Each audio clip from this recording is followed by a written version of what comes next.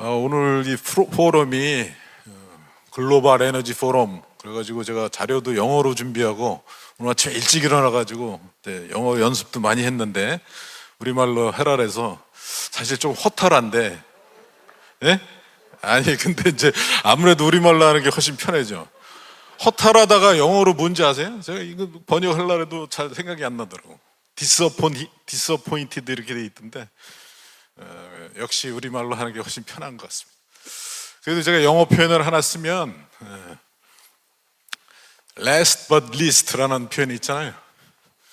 지금 오늘 이게 에너지 포럼에서 뭐 재생에너지, 수소, 핵융합, 원자력 이렇게 다루는데 원자력 이렇게 제일 마지막에 배치한 거는 여기 지금 금요일 오후인데 끝까지 이렇게 세션에 나와 계시는 그 열성도가 높으신 또 알짜 청중들한테 중요한 얘기를 잘 할 수 있는 그런 기회를 제공해 주신 것 같아서 주최 측에 감사를 드립니다.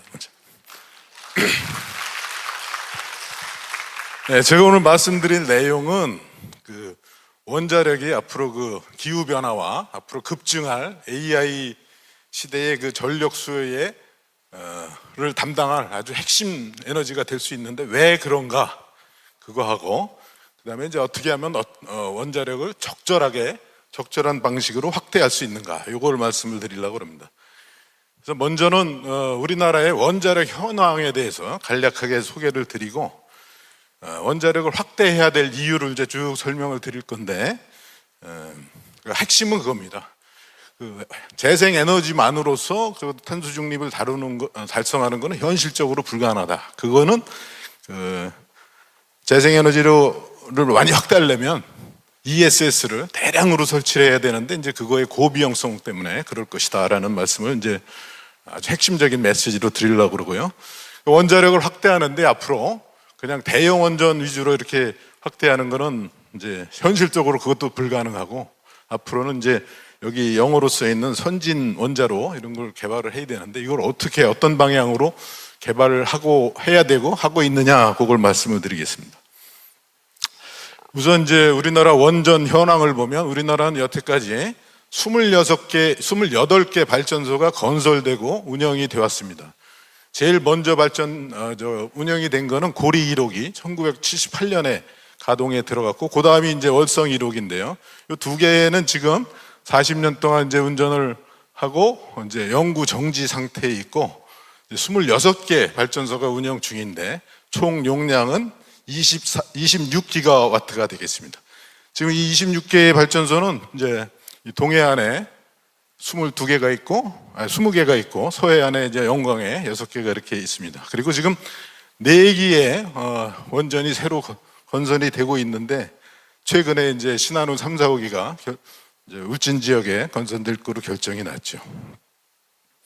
근데 우리나라가 이렇게 지금까지 보면 앞으로 이제 그래서 지금까지 이제 32기의 발전소가 지난 한 50년 동안 계속 이렇게 건설이 되어 왔는데 평균적으로 3년에 2기씩 이렇게 원전이 건설이 되었습니다. 그게 이제 우리나라의 완전 독립적이고 아주 효율적인 그런 원전 산업 생태계를 갖추는데 아주 결정적 역할을 했고 그것 때문에 우리나라의 이제 원전 건설비 단가가 굉장히 싸가지고 요새 뭐 체코 원전이 덤핑이냐 뭐 이런 말이 있는데 전혀 그렇지 않습니다. 우리가 효율적인 원전 산업 생태계를 구축할 수 있었기 때문에 우리나라 원전이 굉장히 싸게 이렇게 그러니까 리저너블리 칩 영어로 이렇게 약간 제가 생각을 했었는데 합리적으로 싼 가격으로 이렇게 건설을 할 수 있게 된 겁니다. 원자력이 지난 28기의 원전이 지난 45년 동안 4.4조 킬로와트시 전력을 생산해서 우리나라가 그때까지 쓴 전력의 3분의 1을 공급해 왔습니다. 그리고 이제 그 원자력의 발전 비중이 2005년까지는 여기 오렌지색 그래프에 나타난 대로 한 40% 선까지 이렇게 갔다가 이제 지난 정부의 탈원전 때는 23%까지 이렇게 떨어졌다가 다행히 이번 정부에서는 이제 30% 선을 유지를 해서 평균적으로 45년 동안의 평균 원자력 발전 비중이 32.2%가 됐습니다. 근데 원자력의 발전 단가는 이 그림의 제일 밑에 그 그래프에 선에 보여진 대로 아주 쌉니다.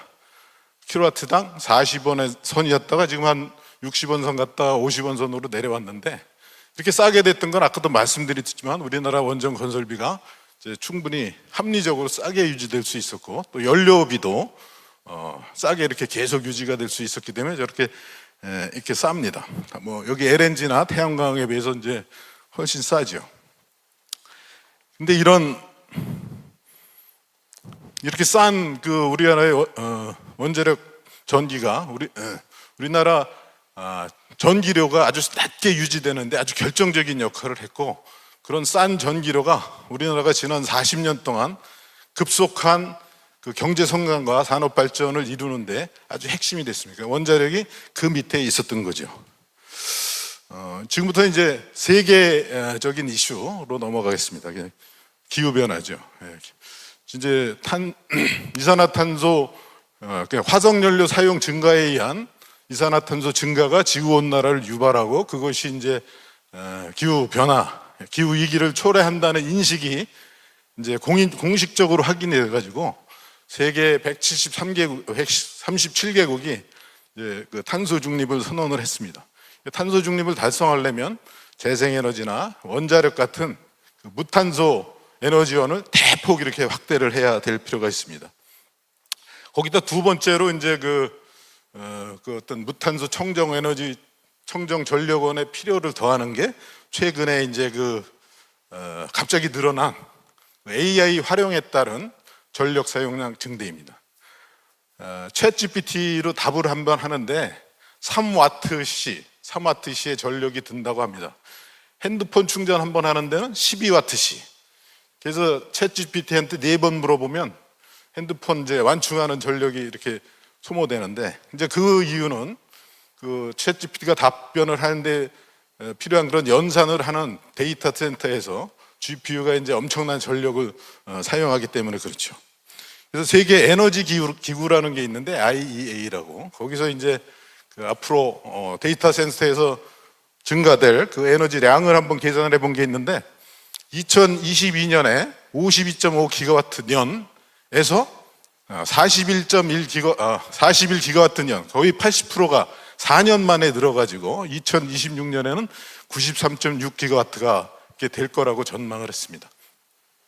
근데 이 41기가와트 년이라는 게 얼마나 많은 에너지 양이라면, 기가와트 년이라는 거는 1기가와트짜리 발전소가 1년 발전하는 양입니다.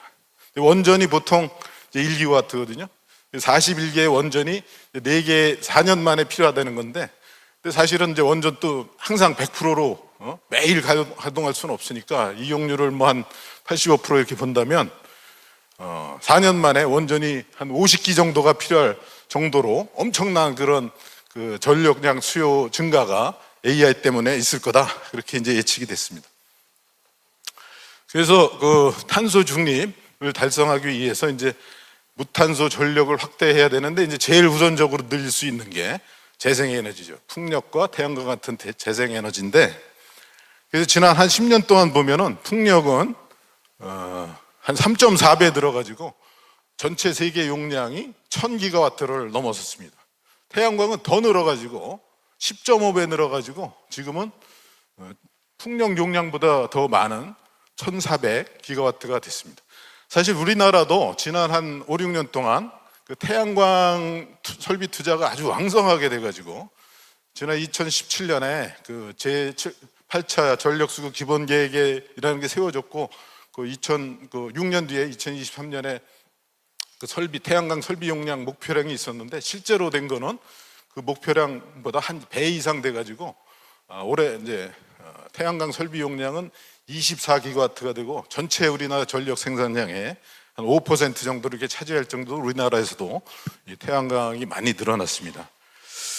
근데 이 재생에너지가 다 좋은데 아주 중요한, 특별히 이제 태양광으로 보면 아주 중요한 그 태생적인 단점이 있습니다. 그게 바로 간헐성인데, 간헐성이 뭐냐면 태양광은 낮에만 발전하고 밤에는 발전하고 주기적으로 띄엄띄엄 발전한다는 게 이제 간헐성이고, 또 중요한 게 발전량이 아주 정오 근처엔 제일 많고 아침 저녁으로는 좀 줄어드는 그런 변동성도 있다는 게 이제 문제가 되겠습니다. 그래서 태양광을 꾸준하게 안정적으로 태양광으로 전력을 공급하려면 가장 필수적인 게 낮에 충분히 전력을 생산해서 에너지 저장 장치에 저장을 해놓고 그걸 밤이나 새벽에 이렇게 쓸 수 있도록 해야지 태양광이 안정적인 전원이 되고 소위 급전 가능 전원이 되는 겁니다. 근데 문제는 거기에 사용되어야 되는 소위 에너지 저장 장치 ESS, 그게 이제 상당히 고가라는 거죠. 그래서 지금 세계적인 재무 분석 회사 라자로스라고 있는데, 거기서 이제 작년에 ESS가 연계된 태양광 장치의 발전 단가, 이거를 계산한 게 있습니다. 그게 그냥 태양광만 운영할 때 비해서 한 80% 더, 그러니까 태양광 발전된 것 중에 한 반을 저장한다고 보면 한 80% 정도 비용이 더 올라간다, 이렇게 계산이 됐습니다. 근데 이제 앞으로 소위 RE100, 그래서 100% 재생에너지로 전력을 공급한다, 이런 상황이 된다면 ES가 저렇게 태양광 발전한 거 반만 저장하고 불충분하죠. 며칠치를 이렇게 할 필요가 있어야 되는데, 그렇게 되면 이제 저장에 드는 비용이 발전에 드는 비용보다 더 비싼, 배꼽이 더 비싼 그런 상황이 초래될 수가 있습니다. 그래서 재생에너지 이제 주장하시는 분들은 태양광 패널 값이 기술 발전에서 계속 떨어지니까 앞으로 태양광 발전 단가가 엄청 떨어지니까 이게 이제 가야 될 길이다, 이렇게 말씀들 하시는데, 항상 생각해야 될 거는 태양광은 ESS하고 짝이 돼서 발전 단가를 봐야 된다. 그거에 의해서 경쟁력을 봐야 된다는 것을 꼭 알아두시기 바랍니다. 자, 근데 이제 원자력은 태양광하고는 다르게 이제 상시 안정적인 전력 공급이 가능하고, 특별히 우리나라에서는 또 발전단가가 상당히 싸서 앞으로 이제 대량으로 확대될 그런 발전 수요에 적합한 발전원인데, 그렇다고 그런 확대될 발전량을 전부 대형 원전으로 이렇게 충당하기는 또 현실적으로 불가능합니다. 왜냐하면 대형 원전은 이제 특정한 입지 조건이 있거든요. 뭐 지진 안전성이라든지 인구 밀도라든지 이런 걸 만족시켜야지 지을 수 있는데, 그러기에 이제 우리나라에 그렇게 요건을 만족시키는 부지가 그렇게 많지 않고, 또 이제 다른 이유가 있는데 그 이유를 지금 말씀드리겠습니다. 그래서 이제 소위 선진 원자로를 개발해야 될 필요가 있는데, 첫 번째가 기존의 석탄 화력 발전소를 대체하는 겁니다. 이거는 지금 서해안 일대, 남해안 일대 석탄 화력 발전소가 있는데, 그런 석탄 화력 발전소 부지는 원전 부지만큼 이렇게 엄격한 그런 부지 요건을 적용하고 있지 않습니다. 그래서 그런데 도입할 수 있는 원자력 발전소는 안전성이 훨씬 높아져 가지고 그런 특정한 부지 요건을 만족시키지 못하더라도 석탄 발전소를 대체할 수 있게 그렇게 해야 됩니다. 그래서 그렇게 하는 대표적인 방법 중에 하나가 원자로를 작게 만들어 가지고 여러 가지 안전성을 증진시킬 수 있는 개념을 적용하기가 쉽게 하는 건데요. 한 가지 예가 이렇게 이제 소위 일체화를 한다는 겁니다. 대형 원전은 원자로가 따로 있고, 원자로, 증기 발생기, 펌프 이런 게 딱 개별적으로 있고, 그 사이를 이제 파이프, 배관이 연결돼서 이제 물이 순환을 하는데, 이제 만약의 경우 지진이 일어난다든지 다른 요인에 의해서 배관이 파단이 되면은 원자로 냉각수가 상실되는 아주 중대한 그런 사고가 일어날 가능성이 있습니다. 그래서 대형 원전은 다단계로 이런 사고에 대응하는 비상 냉각 설비를 갖추고 있는데, 그게 이제 고가 비용을 초래하는 그런 원인이 됩니다. 근데 저거를 원자로를 작게 만들면 이제 기기가 다 작아지잖아요. 원자로도 작아지고 증기 발생기도 작아지고 펌프도 작아지고, 그럼 요거 같이 오른쪽에 있는 것 같이 한 통 안에다 이렇게 다 넣을 수가 있습니다. 그러면 냉각제가 상실될 수 있는 그런 가능성이 원천적으로 차단돼서 안전도가 확 높아지는 거죠. 그다음에 또 하나 방식은 이제 소위 피동 냉각이라는 걸 도입하는 건데요. 이게 이제 미국에서 최근에 인허가를 받은 뉴스케일사의 보이저라는 SMR 소형 모듈 원자로인데, 여기 보면 제일 아래 저 빨간 표시가 되어 있는 부분이 이제 그 원자로입니다. 원자로. 거기서 열이 나면은 물이 데워져 가지고 데워진 물은 이제 위로 올라가죠. 이게 자연 대류인데 위로 올라가면 그 위에 이제 증기 발생기라는 게 있어서 거기서 열을 빼서 증기가 나오고 그러면 이제 물은 좀 식혀져 가지고 밀도가 높아져서 아래로 내려옵니다. 그럼 이거는 펌프가 없이도 그냥 이렇게 자연적으로 순환하는 그 유동이 형성이 됩니다. 이런 거를 이제 자연력, 그러니까 펌프를 이용하는 건 능동 냉각 방식이라고 그러고 저렇게 자연력을 이용하는 건 피동 냉각 방식이라고 그러는데 피동 냉각 방식을 도입하게 되면 만약의 경우 뭐 대정전이 나가지고 펌프가 작동하지 못한다는 경우가 생기더라도 원자로가 냉각을 잘 유지할 수 있어서 안전도가 더 확실히 이렇게 높아집니다. 그리고 지금 이렇게 작게 만들면 공장에서 원자로 이렇게 만들어 가지고 저 트레일러에 싣고 이렇게 이제 그 현장에는 풀 안에다 이렇게 몇 개씩 집어넣어 가지고 이런 방식으로 해 가지고 안전도도 높이고 이제 그 공장 제작 방식을 도입했기 때문에 공장 제작 현장 설치라는 방식을 제작하기 때문에 굉장히 그 제작비도 낮춰져서 원래 이제 그 규모의 경제라는 게 있지 용량이 커질수록 단가가 싸지는데 거꾸로 작아지면 비싸질 거지만 저렇게 모듈화를 통해서 단가가 올라갈 수 있는 그런 가능성을 이제 찾는 겁니다. 그래서 저렇게 이제 안전도가 확 높아진 SMR을 적절한 용량으로 이제 구성을 하게 되면 저거를 이제 1차적으로는 화력발전소, 기존 화력발전소, 노후 화력발전소를 대체해서 전력 분야에서 탄소 중립을 달성하는데 이제 크게 활용을 할 수가 있습니다. 두 번째 필요성은 여기 보면 이제 세계 그 탄소 배출, 이산화탄소 배출을 부문별로 이렇게 나타낸 건데 잘 보면 오른쪽에 파워 인더스트리 이렇게 돼 있는 게 저게 발전입니다. 저게 38%밖에 안 되고 나머지는 60% 이상이 비전력 분야에서 이산화탄소가 나옵니다. 그 중에 하나가 이제 산업 분야예요. 화학 공장, 제철 공장 이런 데서 이산화탄소가 나오는데 거기서 이제 예를 들어서 석탄이나 석유를 떠서 이제 열을 생성하는 거를 이제 그 대체할 수 있는 산업 공정열을 만드는데 이제 원자로를 활용할 수가 있습니다. 이런 원자로는 기존에 물로 냉각하는 그런 원자로가 아니라 특별한 냉각제를 쓰는 그런 소위 선진 원자로로서 이렇게 만들 수가 있습니다.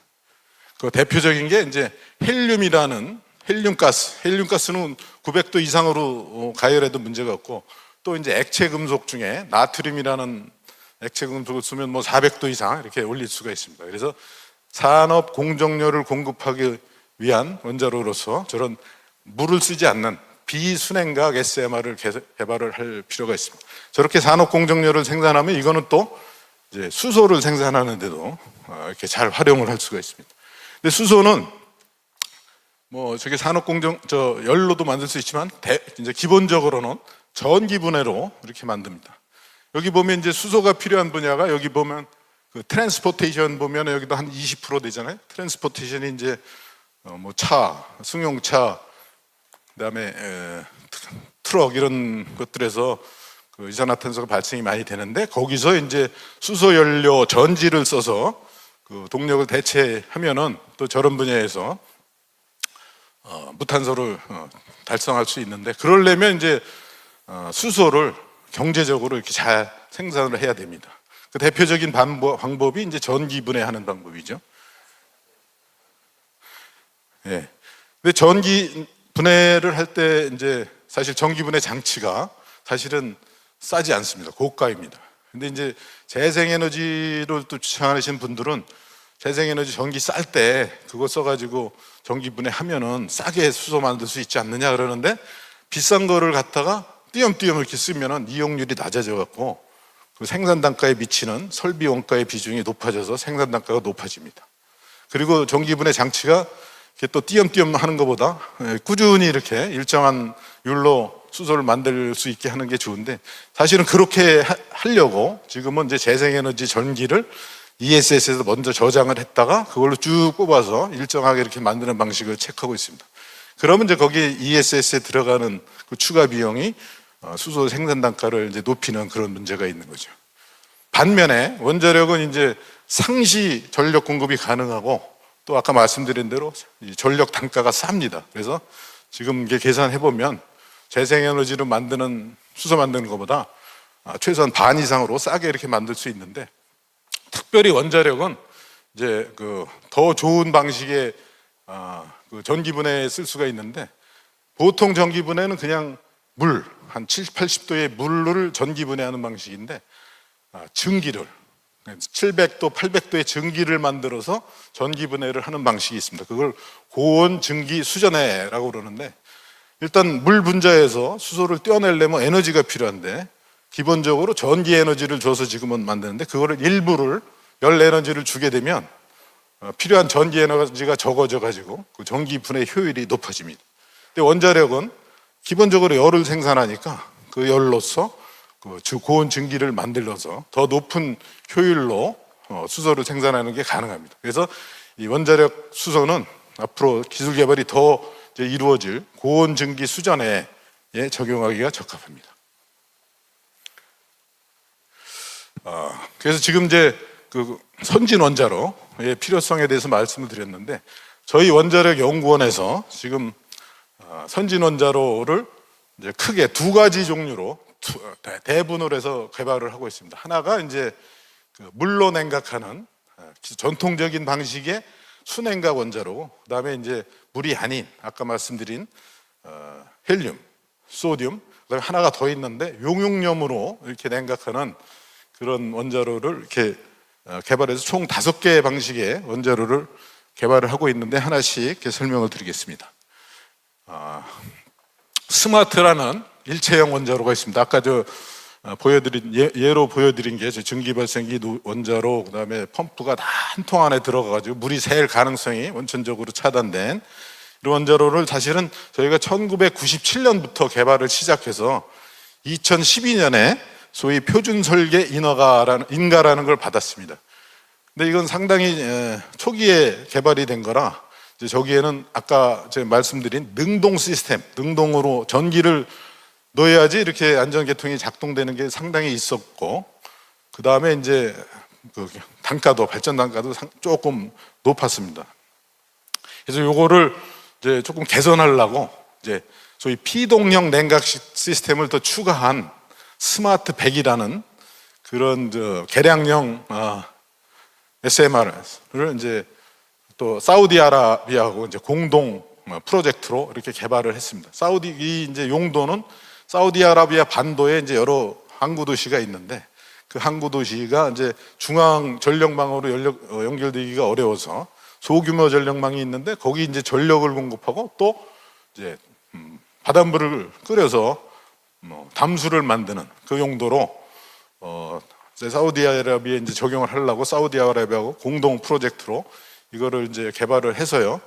이제 2018년에 개발을 완료했고 다시 인가 신청을 했는데, 어저께 드디어 그 스마트 100에 대한 표준 설계 인가가 나왔습니다. 근데 문제는 사우디에서도 정권이 바뀌고, 우리나라 이제 사우디는 지금 이제 이란하고 대처하고 있으니까 자기들도 이제 뭐 농축도 해야 되고 제철이도 해야 된다 그래가지고 미국이 원하는 그 소위 1, 2, 3 협정에 가입을 안 하고 뭐 그런 정치적인 문제 때문에 또 거기다 IAEA에서 정한 그 어디셔널 프로토콜, 아무 때나 가서 사찰할 수 있는 권리가 그 AP인데 그거에 사우디가 서명을 안 해서 저희 거기다가 이제 또 우리 국내에서도 지난 탈원전 정부에서 저거에 대해서 소극적이어 가지고 이 사업이 현재는 중단된 상태에 있습니다. 그 대신에 이제 저희는 저 스마트를 캐나다의 이제 알버타주에 가면은 오일 샌드라는 데가 있습니다. 역청이 이렇게 지층에 묻혀져 있는데 거기다 고온 고압의 증기를 뿜어내면 이게 이제 물이 돼 가지고 뿜어내서 품질이 좋은 원유를 생산할 수 있는데, 거기에 고온 고압 증기 공급용으로 이 사우디 스마트 100을 활용하는 그런 계획을 추진하고 있습니다. 근데 스마트 100은 이제 용량이 100, 110 요거밖에 안 되고 아직도 사실은 좀 발전 단가가 비싼 편인데, 그래서 요걸 가지고 기존의 석탄화력 발전소를 대체하기에는 일단 그 비용의 부담이 있습니다. 그래서 이제 그런 용도로 이 ISMR이라는 거를 이제 최근에 예탈 통해서 이제 개발을 시작을 하게 됐는데, 일단 쟤는 용량을 100에서 단위 모듈 용량을 170으로 늘리고, 또 이렇게 이제 4개를 한꺼번에 배치를 해가지고 총 용량이 680메가와트. 그래서 웬만한 석탄 화력 발전소를 쉽게 대체할 수 있는 그런 용량이 됐고, 또 이제 여기 보면은, 저 위에 보면 여기 이제 포인트는 안 나오는데요. 원자력 압력 용기가 있고 그 바깥에다가 철제 또 경납 용기라는 걸 배치했습니다. 그래서 만약의 경우 원자력 압력 용기에서 물이 새더라도 이게 저 바깥에 있는 철제 경납 용기에서 갇혀가지고 물이 밖으로 새진 않도록, 그렇게 해서 스마트 베개는 이제 기존 원전처럼 경납 건물이 있는데 이건 경납 건물이 없이 그렇게 해놓고, 또 이렇게 소위 피동 냉각을 할 수 있게 저 위에 물탱크를 머리에다 몇 개씩 이렇게 두어가지고 자연력으로 이렇게 냉각이 될 수 있게 하는 기능을 강화해서 안전도도 높이고, 그 다음에 이제 경제성도 높이고, 그래서 요거를 이제 거의 설계가 됐는데 지금 표준 설계를 하고 있고, 그 설계 검증하고 있는 실험을 지금 하고 있고, 이제 표준 설계 인가는 2028년에 얻는 걸 목표로 하고 있습니다. 그리고 이제 최근에는 저거를 실제로 국내에서 지어보겠다라는 게 이제 제 11차 전력수급 기업들에게 포함이 되어 있습니다. 그 다음에 이제 소듐으로 냉각하는, 액체 나트륨으로 냉각하는 이제 원자로가 있는데, 그게 SFRM, 소듐 패스트 리액터.